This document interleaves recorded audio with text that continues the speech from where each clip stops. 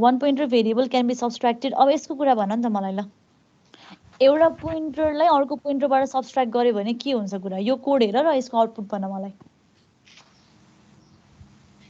यो 1 बसेको एड्रेस चाहिँ 1012 छ त्यहीबाट सपोज गर्दै जाऊ अनि यसको आउटपुट कति आउँछ मलाई भन ट्रेस गर है कपीमा ट्रेस गरिराछौ स्टार्टिङ एड्रेस चाहिँ 1012 अज्युम गर अनि गर 4 आउँछ हो सबैजना सहमत छौ त्यो आन्सरसँग सहमत छौ कि छैनौ त्यसको एड्रेसको आउँछ होला बिर्स्यो के पढेको है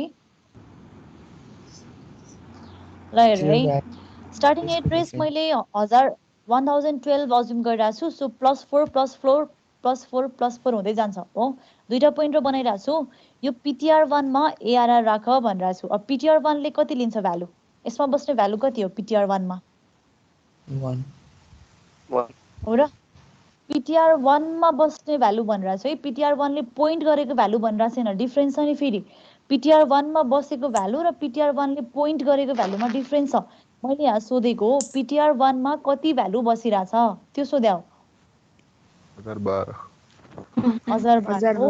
सो एरेको नाम मात्र लेख्नु भनेको के हो एरेको जिरो इन्डेक्सको एड्रेसलाई हालिरा सो जिरो इन्डेक्स भनेको यो 1 एलिमेन्ट बसिरा हो यसलाई के अज्युम गरिरहेछौँ हामीले 1012 सो ptr1 मा बस्ने भ्यालु कति रहेछ 1012 रहेछ तर ptr1 ले पोइन्ट गर्ने भ्यालु चाहिँ के रहेछ 1 रहेछ डिफरेन्स बुझिन्छ नि हैन बुझिन्छ है सो arr4 को एड्रेसलाई चाहिँ कहाँ राख्ने रे अब ptr2 मा राख्ने यो 4 वाला इन्डेक्सको एड्रेस कति हुन्छ 1028 चाहिँ कहाँ बस्यो ptr2 मा सो ptr2 को भ्यालु कति हुन्छ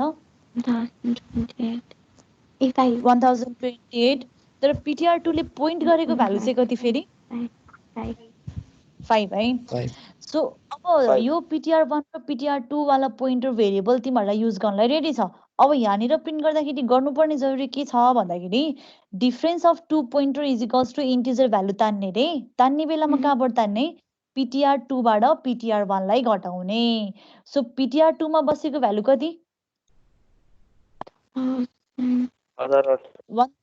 1028 बाट कति घटाउनु पर्यो 1012 यसको आन्सर कति आउँछ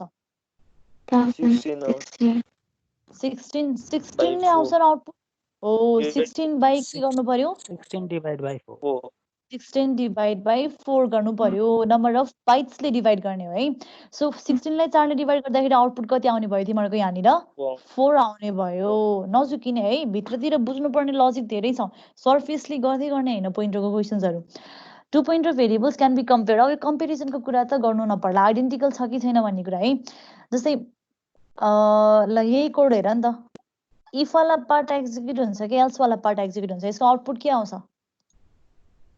यो कोडको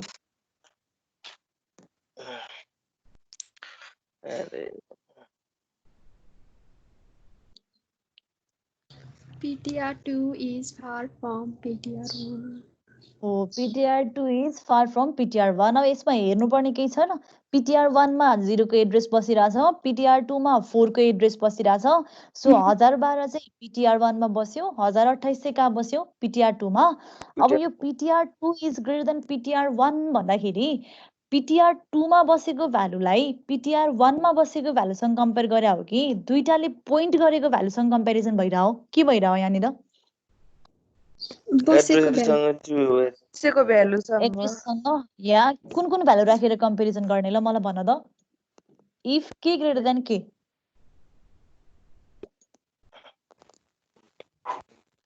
हुन्छ यहाँ भ्यालु कति लिन्छ कम्पाइलरले के बुझिराछौ यहाँ भ्यालु राख्नु पर्यो नि त कम्पेरिजन गर्नलाई इफ ब्र्याकेट भित्रको भ्यालुजहरु भन मलाई के हुन्छ 1028 is greater than 1012 तर यहाँनिर मलाई के ल्याउनु पर्यो भन्दाखेरि मैले यो कन्डिसनमा के बुझ्नु पर्यो भन्दा इफ 5 greater than 1 वाला सिनारियो ल्याउनु थियो भने मैले यो कन्डिसनलाई कसरी चेन्ज गर्ने इफ 5 greater than 1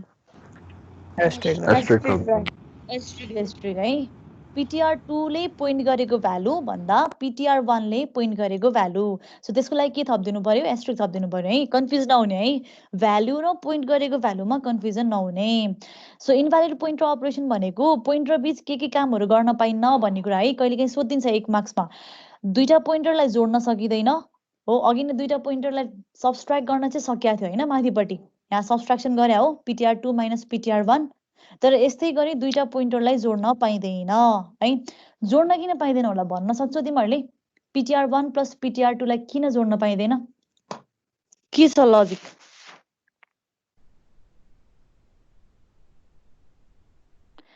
जस्तै मेरो 5 इन्डेक्सको एरे छ अरे, यसमै हेर नि त, यही माथिकै कोडमा हेर। जस्ट मैले यहाँ के गरेँ? माइनसको सट्टामा प्लस मात्र गरेँ। यहाँ प्लस किन गर्न पाइँदैन? PTR2 plus PTR1 out of range हुन्छ। हो, आउट अफ रेन्ज हुन्छ है, एक्ज्याक्टली त्यही हो। 5 इन्डेक्सको 5 साइजको एरे बनाइरहेको छु। सो 1012 देखि 1028 सम्म मात्र तिमीहरूको मेमोरी एलोकेट भन्छ, त्यो मेमोरीमा सट्टै भ्यालु छ हो। सो यहाँनिर आएर तिमीहरूले जोड्न खोज्यौ भने PTR2 को एड्रेस कति छ? 1028 छ, किनकि लास्ट इन्डेक्सको एड्रेस राखिरह हो। र PTR1 को एड्रेस के छ? 1012 छ। 1012 लाई 1028 सँग जोड्यो भने कति हुन्छ? 2000 कति पुग्यो? 30 पुग्यो। 2030 लाई 4 ले डिवाइड गर्यो भने कति हुन्छ? कति हुन्छ? 2030 लाई 4 ले डिवाइड गर्यो भने कति आउँछ भ्यालु? 2040 चाहिँ हुन्छ होला। ल 2040 लाई 4 ले डिवाइड गर्यो भने भ्यालु कति आउँछ? 510 जति ल 510 आएन। 510 वाला कुनै मेमोरी एलोकेट भएको छ र तिमीहरूको यो कोडमा? कति बनाएको छ 510 वाला भ्यालु? छैन नि हैन। सो त्यस्तो एलोकेटै नगरेको मेमोरीबाट भ्यालु यसरी तान्न खोज्यो भने कम्पाइलरले कस्तो भ्यालु दिन्छ अब त्यहाँनिर? Garbage value. रिजन थियो है, हरेक कुराको पछाडि लजिक छ है यहाँनिर। त्यसै गरी multiplication of 2 pointer.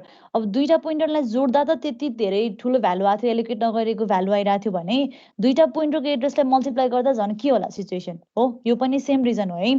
Edison of subtraction of the float र डबल टाइप यो भइहाल्यो। कन्स्ट्यान्टलाई मल्टिप्लाई गर्न नि मिल्दैन, कन्स्ट्यान्टलाई डिभाइड गर्न नि मिल्दैन। तर पोइन्टरसँग कन्स्ट्यान्टलाई के चाहिँ गर्न मिल्छ?